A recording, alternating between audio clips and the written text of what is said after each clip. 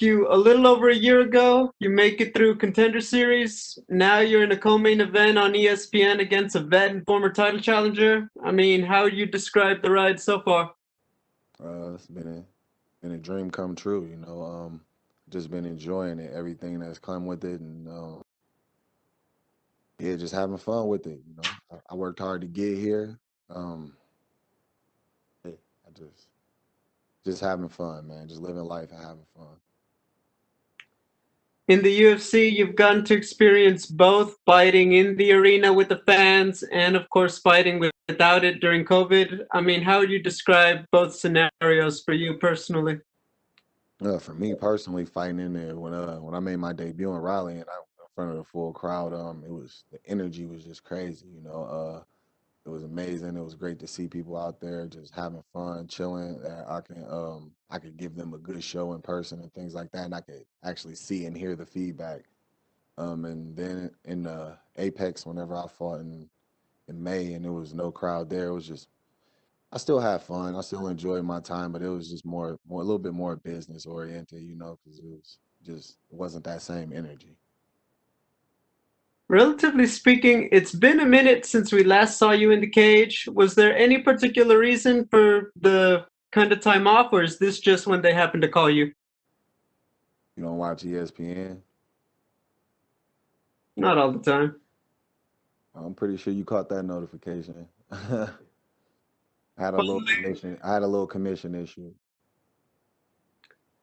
finally, what are your thoughts on OSP as an opponent? I'm excited to fight him. I knew for a long time back in the day, as long as a few years ago, whenever I saw him, yeah, I'm eventually gonna get there, and he's gonna probably be one of those tests in the way. So happy to get there to finally, you know, make that a reality and see what's cracking. Hey, thank you, Jamal. Good luck. Thank you. We'll go next to Jordan Ellis with Low Kick MMA. Your line is open. So your last fight, obviously, you look sensational getting the win, but unfortunately, it was overturned due to that, positive test for weed. As someone who's been through that whole scenario, how do you feel about them weed laws and how they can potentially change them moving forward? I think it's fucking stupid. It's bad. I'm not the person you want to ask that. I think it's dumb as hell. I think everything that I've had to deal with as a result of that is dumb as fuck. And yeah, I didn't think they need to find focus energy on things that actually matter and not goofy shit like that.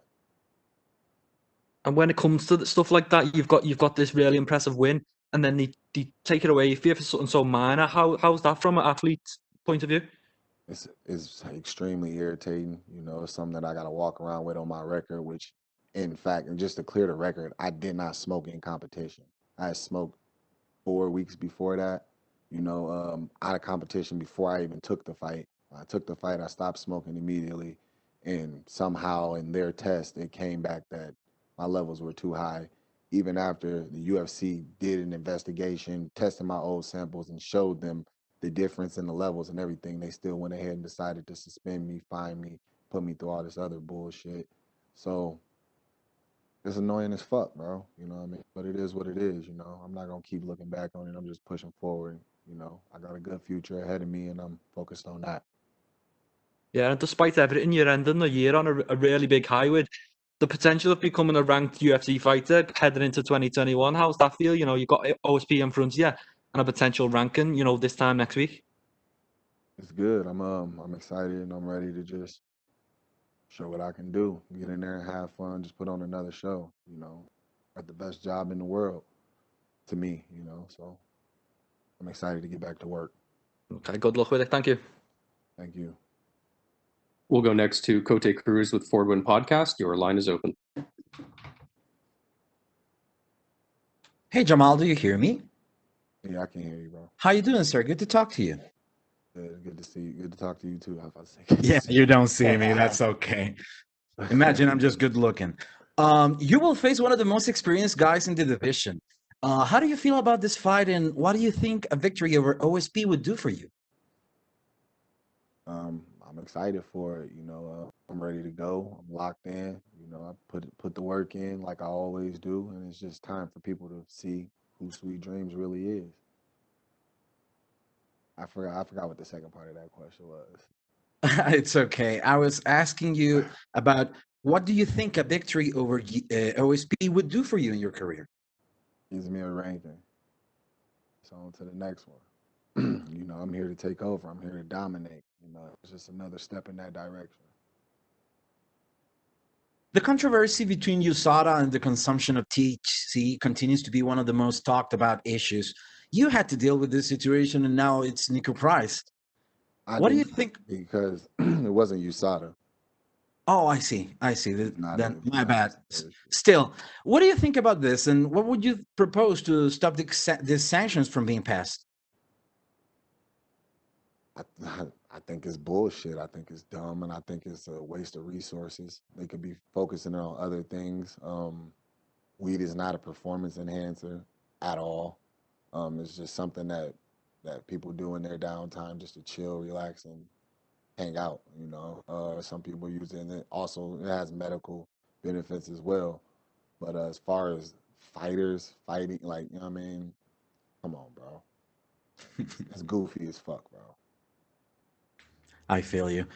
Well, you are undefeated, you are young, and you do very well promoting. So you're one of the hot prospects of the moment. Who do you find inspiration in? Who would you say are the role models for you in life and as a martial artist? Um, in life and as martial arts, I got three of the biggest ones standing right here in front of me now. My coaches, my team. These are the guys that I grind with. These are the guys that pour everything into me, give me their all. You know, and yeah, man, they look out for me. They help me. They help me as a fighter, and not only as a fighter, as a man. You know, I've been with these guys since I was 18 years old. So yeah, they played a huge part in shaping me and molding me into who I am. Plus, they're very great men themselves. You know, I want to be like them. You know what I mean? In many ways. You know, and I also have, you know what I mean, my parents, my mom, my dad. You know, I have my brothers. Um, just a lot of people played a big part into me being the person that I am.